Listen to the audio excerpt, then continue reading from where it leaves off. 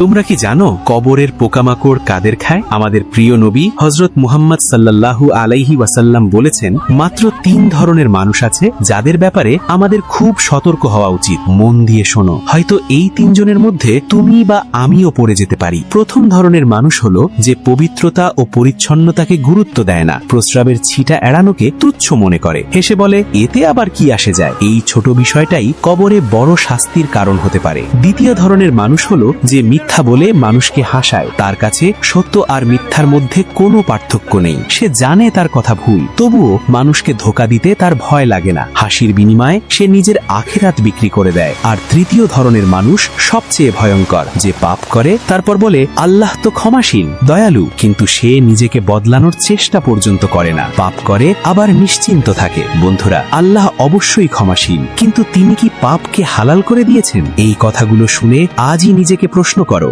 আমি কোন দলের মানুষ?